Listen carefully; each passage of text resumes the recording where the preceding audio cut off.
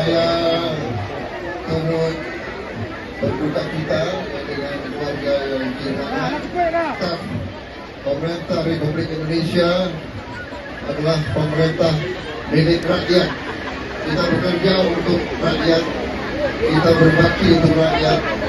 Kita akan mengelola, menjaga kekayaan negara supaya bisa membantu rakyat.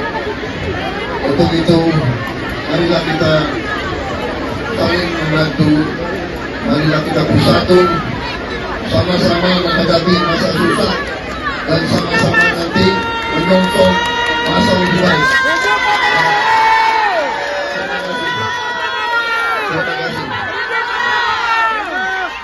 Download Tribun X sekarang, menghadirkan lokal menjadi Indonesia.